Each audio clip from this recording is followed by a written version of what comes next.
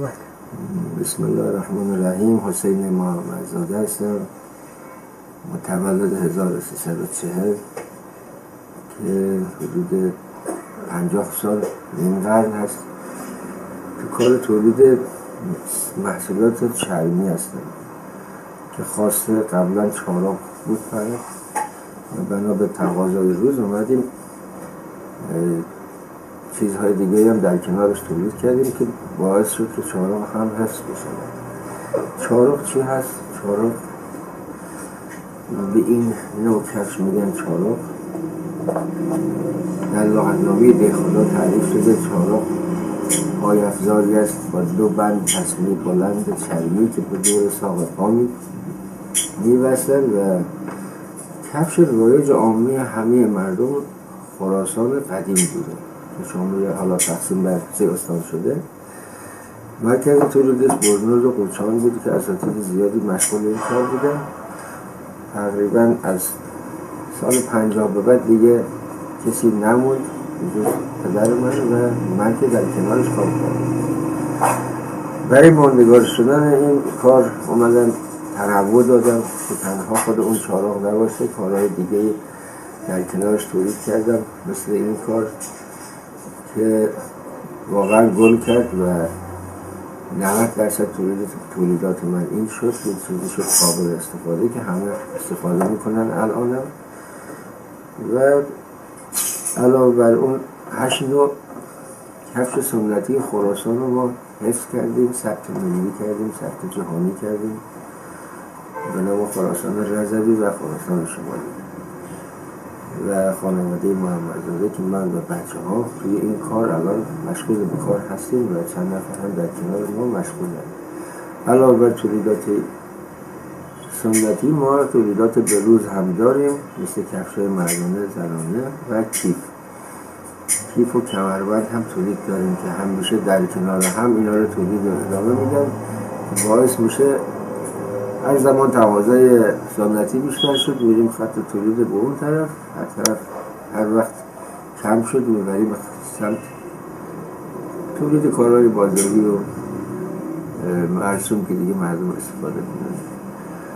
و خدمت شما از کنم تاریخچه چهارم رو هم که حالا از علاوه بر دهخدا که تقریبا میشه گفت شاعر معاصر ما بوده حدود 70 سال پیش صحبت کرده. مولوی هم در شعری که همه میشناسن و حتما هم میدونن، همون موسی و شبان، اسم چهارم رو آورده.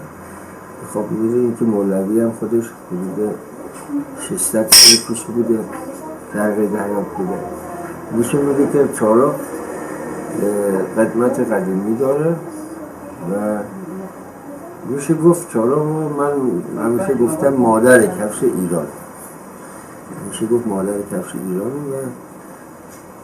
و همجور که میبینید تنوع دادیم که من به سلیقه هر شخصی بتونه خرید کنه، نگهداری کنه. حالا واسه محلی میپوشن، تو مراسم میپوشن، بعضی ها رو استفاده رایج داره، در بیرون هم میتونه استفاده کنه. بگید خودم به اضافه بچه هم که اون کار خودم هستن انتقال دادیم الحمدلله و آموزش هم گذاشتیم 1-2 سال که به دیگران هم بتونیم آموزش بدیم. در این کار به جرأت میگم که هیچ کسی به این قدرت نیست که بتونه تولید بکنه و هیچ کارگاهی هم نیست که بتونه کارهای قدیم و کارهای جدید رو تولید کنه. خوشبختانه ما اینو به این صورت تونستیم حفظ کنیم. حالا اسامی اینا رو من میگم. اینو ما گذاشتیم کفش پرکار که همون نوع بروز شده چهارم با شکل و سبک قالب‌های امروزی که قابل استفاده باشه. این نوع کفش و صندل و نوع قدیمیش ساختیم که نگه داشتیم، نام گرجی هست و خدمت شما ارز کنم این نوع به نام کمخت. این دم کفش عروسه، این دمبایی عروسه و این هم چهارم هم که اگه توجه کنیم کفش کفشای قدیم چارق و کمر و گلزی اینا چپ و راست هم ندارن، یعنی هر پا رو رفتی که رفته، چپ و راست ندارن کفشای قدیم. کفشای جدید الان ما اومدیم به قالبای تبدیل کردیم که بشه قابل استفاده باشه. علاوه بر اون توضیح بدم که این چرم این کار سنتی هست، چرم موضوعی است که در همدان تولید میشه و دیگه کارگاهشون هم انگشت ماره که ما از اونا خدمت شما عرض کنم کیفشون میسازیم، کمربندشون میسازیم و کفش. باقی کارامون هم که حالا باید تو ویترین بگیریم اون هم که دیگه تماما چرمه، ولی خب چرمای شبرویی هست که کارخونه میزنه دیگه اینا رو تبدیل میکنه.